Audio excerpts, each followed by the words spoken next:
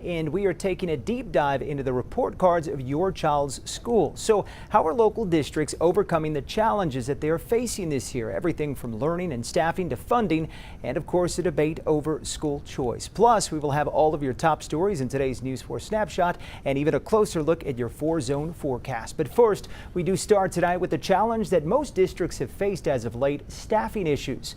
We reached out to multiple districts across the city to ask how they are doing with filling all of those vacancies. Three of the largest districts, Northside, Northeast, and San Antonio ISD, all getting back to us. They tell us although hiring does remain a struggle, the good news is they have less vacancies compared to the 2022-23 school year. School officials with Northside and Northeast ISD say they are focusing on filling positions in special education. Meantime, San Antonio ISD tells us they are hiring teachers daily and anticipate that the majority of core classrooms will be filled prior to the start of the 24-25 school year. Right now, their greatest need for teachers is in bilingual and special education classrooms. Well, districts are offering incentives to help fill those positions. Northside is offering a sign-on payment as well as a relocation payment for new hires. SAISD recently proposed an increase in stipends during its most recent board session regarding the budget. Meantime, the finger pointing between lawmakers over public school funding, that is heating up, sadly, with children and teachers caught in the middle. Despite a regular session and 4 special sessions, no new funding has been passed by the legislature. And as a result, some districts are facing a huge budget shortfall. For some, that means laying off staff, including teachers. And just last week, 39 House Democrats wrote a letter to Governor Greg Abbott asking him to call a special session so they can appropriate more funds to public schools. Instead, the governor pointed the finger at districts themselves, saying they put COVID-19 funds to the wrong use. This is not an opportunity to blame students. I think the governor would be better served to support the schools. We have worked extremely hard in our recovery efforts and getting students back on track, back on grade level. A lot of progress has been made, and so to not acknowledge that work, well, it's just a shame. Right now, Texas ranks 42nd in the nation in per pupil funding. Now, school choice is at the forefront of Governor Abbott's legislative priorities. In fact, the governor now backing Republican opponents of those who voted with House Democrats to block school voucher plans just last year. The News 4 team's Mariah Medina recently spoke with the governor on his plans to pass school choice. Governor Greg Abbott is certainly pushing to get candidates who are pro-school choice elected after 21 House Republicans voted against party lines to stop his school choice package from becoming a reality this past legislative session. Those against the governor's plan say it'll take funding from already underfunded schools. But Abbott says that's completely false. I put a package together that would have provided for school choice, a teacher pay raise, $6 billion more in funding, and putting an end to the STAR test in the state of Texas. And they said, no, we don't want that. We don't want your money, because they want to control their monopoly. They being teachers unions that are opposed to the governor's universal school choice program, which would give parents what the state funds for a student to put toward tuition at the school of their choice, including private schools. Northside AFT President Melina Espiritu Azocar says the governor's proposal has serious flaws. And we're certainly willing and ready to have a conversation with the governor. But what we don't want is funding to be removed from public education and put into private education with no stipulations or guidance. That's what we don't want to do. So how popular is school choice among Texans? Well, a poll conducted by the Texas Politics Project at UT Austin last month found that 55% of Texans support a school choice program. Now, whether Abbott's backing will be enough to get new representatives who support school choice into office remains to be seen, as 4 of those races are already in a runoff, with early voting underway. We'll continue to follow the outcome of those races. While that legislative battle continues to brew, the I-Team has learned that tens of thousands of students across the state and here in the Alamo City are already exercising school choice. Data from the Texas Education Agency showing that students are leaving traditional school districts for public charter schools. In SAISD, which has more than 44,000 students, more than 13,000 have transferred out. Northeast ISD, more than 9,000 have transferred out of the district's 57,000 students. In Northside ISD, reduced by 17,000 of the district's $101,000. Still, that doesn't mean traditional districts are drastically different from public charter schools. In fact, districts like SAISD have their own charter schools and they take applications from across the city. But parents like Inga Cotton, the founder of San Antonio Charter Moms, said it comes down to one thing: is it right and a right fit for your child? Like, our group is still called San Antonio Charter Moms, but we have post a reminder every month that, like, no, you can't ask about any type of school, because what really matters is the experience that the student is having in the classroom. Like, are they happy to be there? Do they feel safe? Are they excited about learning? And that can happen in any type of school. Her nonprofit has actually become one of the largest resources for public charter schools in any school in the city. She, along with other volunteers, work year-round to help parents navigate the educational landscape. When school starts this fall, many SAISD students will be going to new schools. The district voted to close 15 schools and repurpose some of those schools as well. While some students plan to leave the district, we're told 90% of students who wanted to be matched to a new school did in fact get that match. The district is also working to place faculty and staff at other schools for the 24-25 school year. While SAISD is closing schools in part to cut costs, the News 4 I-team learned the district had to pay $300,000 to AT&T earlier this year. This after the phone company claimed the district failed to cancel services at its former headquarters. Initially, AT&T billed the district $2.2 million, but the district was able to reduce that amount in mediation. However, the district paid its legal team $316,000 in fees to fight the bill. In addition to announcing the closure of 15 schools, a heating system failure forced the district to cancel classes during a cold snap in January.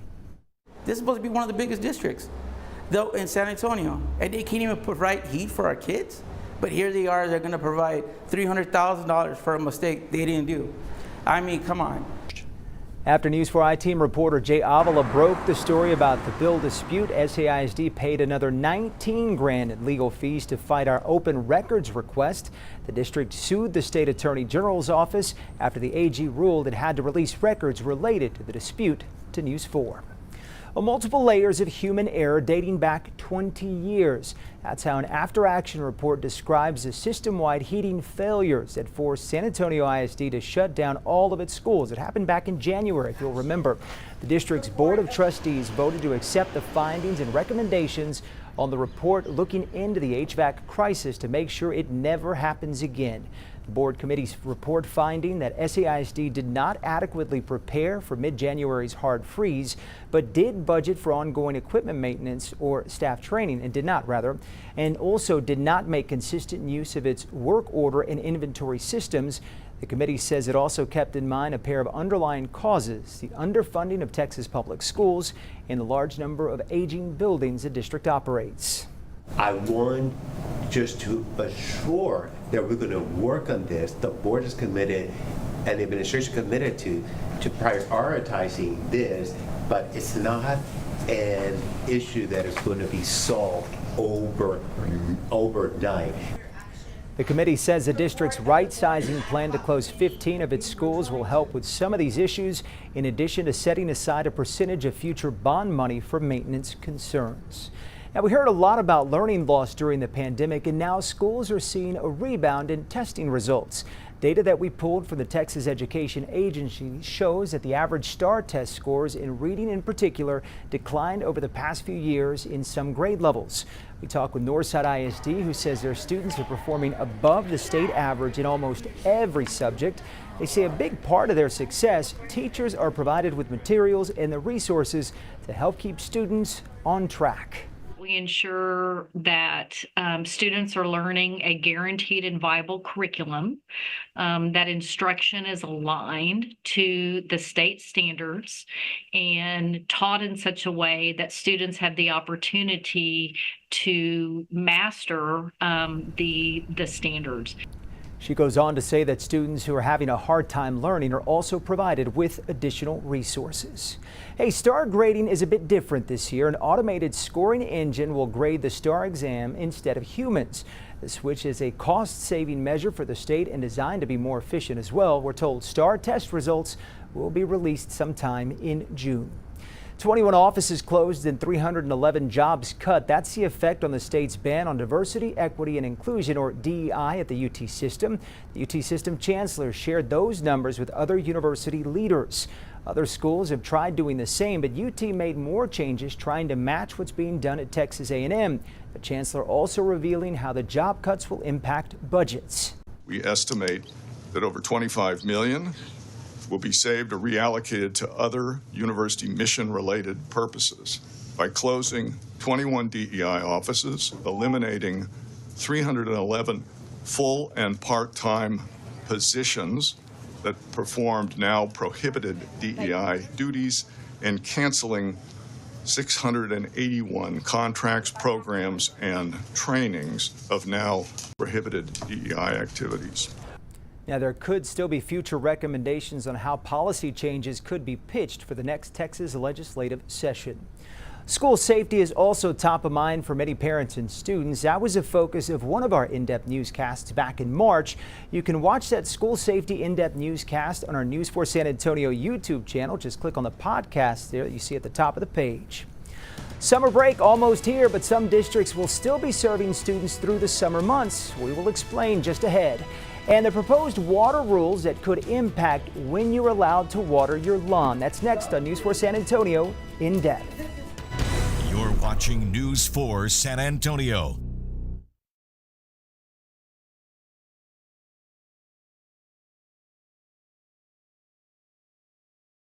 Can you hear me? Mic check, mic check.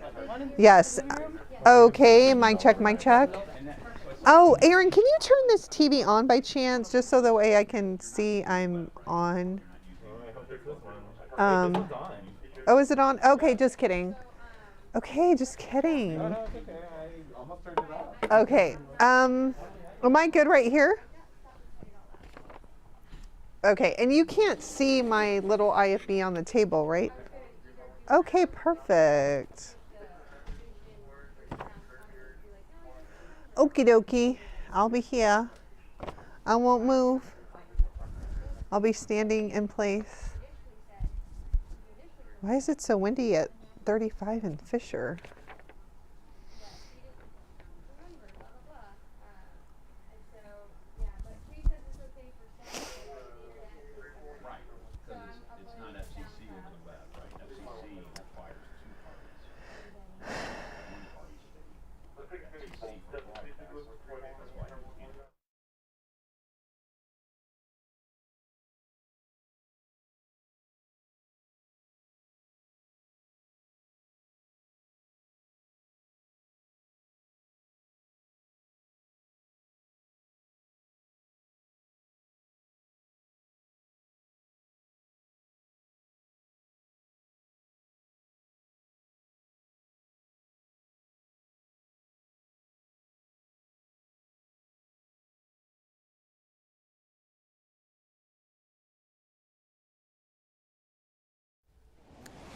Memorial Day Monday since 1971 is always observed on the last Monday of the month of May. Prior to that, it was the 30th here. So I went back, looked at those weather extremes for Memorial Day. Here's where we stack up in San Antonio.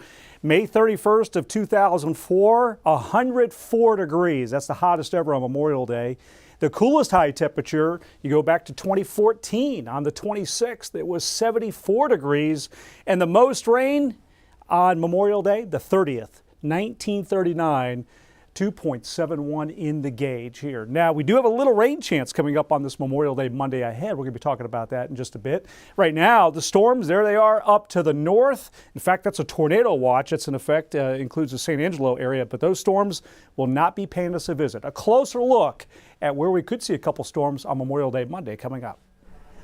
Good evening, I'm Melissa Vega, and this is your News 4 Snapshot. The San Antonio Water System Board is working to change the watering rules for all SAWS customers. It's an effort to conserve water. They propose new rules, including billing water wasting violators directly On their SAWS bills, another change pertains to regulating drip irrigation.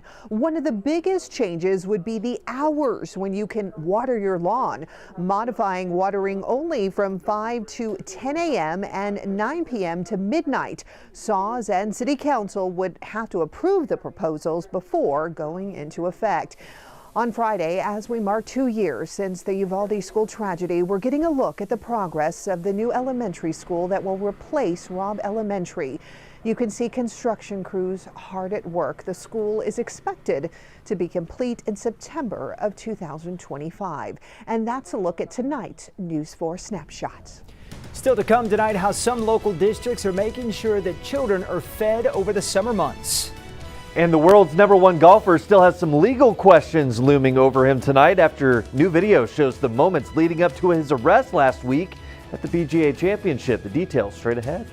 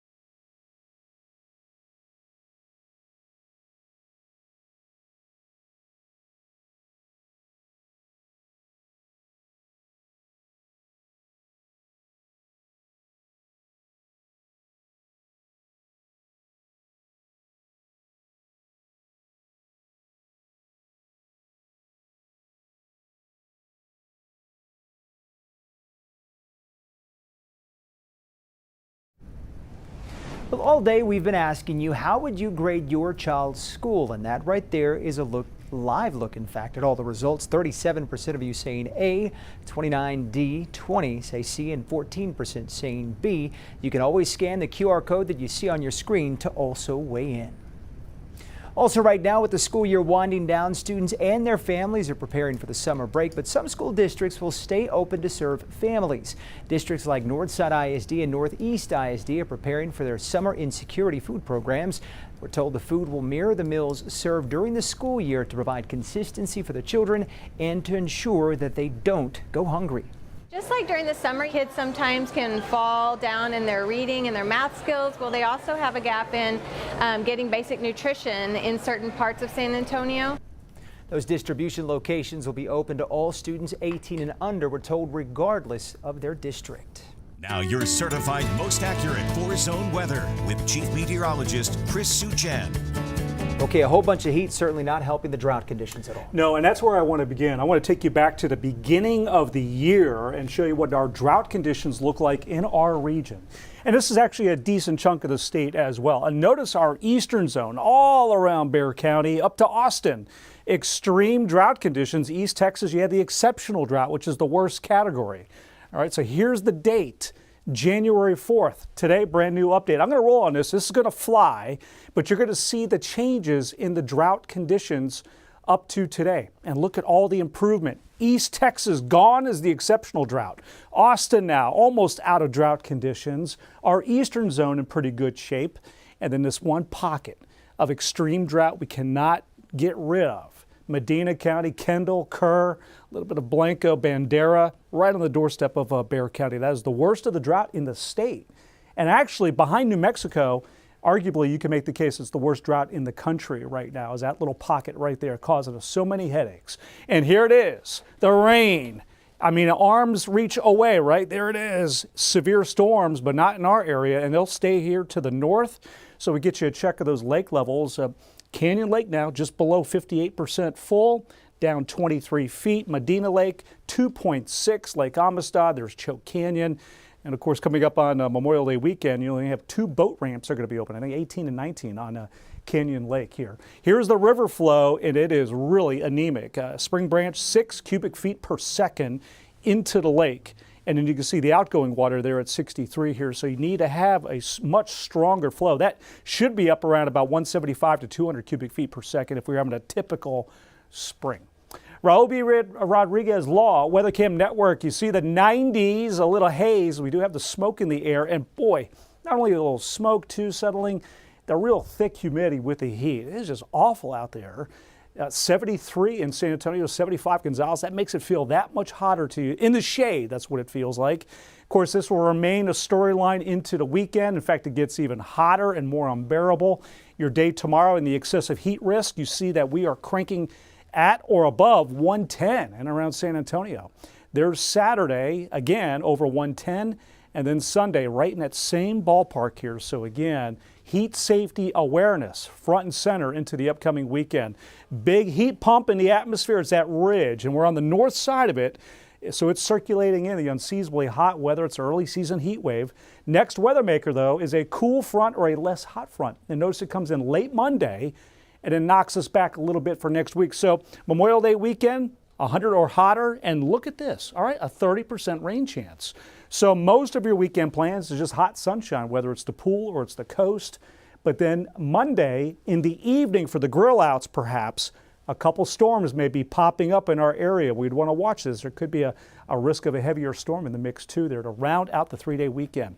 Here's your pool forecast. Extreme on the UV index both days. That'll go for Monday as well. And then we take you down to South Padre. Great conditions here. Air temperature in the 80s, although 90 there on a Saturday. Water temperature is 83 and 82 at Port Aransas, where late Monday there could be a shower storm. And again, the smoke will be with us from the agricultural burning down south into the weekend. So here's your Friday forecast. 99 degrees, almost 100. Then 100 Saturday, 101 Sunday. You see that rain chance late Monday. And then after it, low to mid 90s next week, which is still technically a little hotter than normal. Out west, up to 111 this weekend. The hill country, the heat, but you do cool down with a rain chance. And here's a check of our Eastern Zone extended forecast. Now here's Zach. This is the Thomas J. Henry Sports Desk. Even as the Dallas Cowboys wrap up their first week of voluntary workouts, the $60 million elephant in the room is the contract of quarterback Dak Prescott. The front office continues to wrestle whether to get an extension done or not. And all the while, Dak remains patient because he's got all the leverage. I don't really take things personal. Maybe in my first deal, right, things were a little different than they are now. And that's one, my age, one of who I am, where I am in my life, and I guess the fact that first deal got done, the understanding that at this point, I have a lot of decision in this too. I have a lot of say-so too. So it's about understanding business is business. And for me, as I said, it's controlling what I can, and that's making sure I'm the best player that I can be right now. And it appears the world's #1 golfer, Scottie Scheffler, will have his day in court.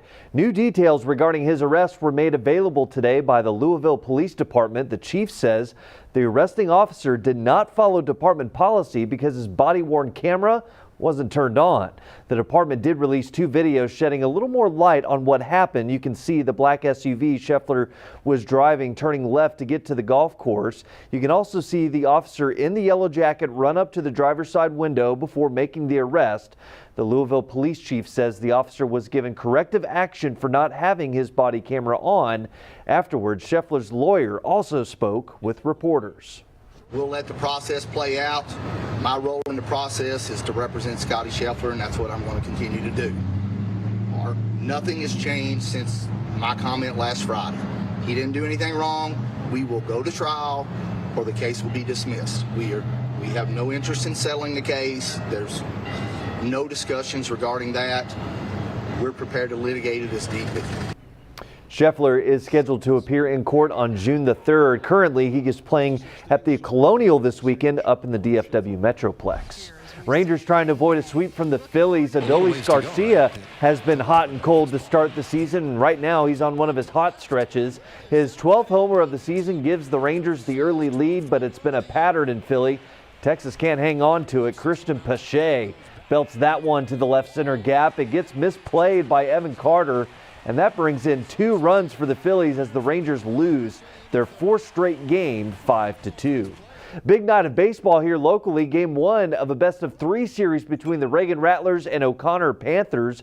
A trip to the Regional 6A final on the line. Reagan has been here plenty of times before, but for O'Connor, it's been a decade that is, since they've reached this stage. First pitch coming up here at the top of the hour. We'll have highlights from this one tonight at 10. A couple more local squads are on the road to open up their series. Tivy down in Corpus and Johnson facing off against La Jolla in Laredo. We'll be right back.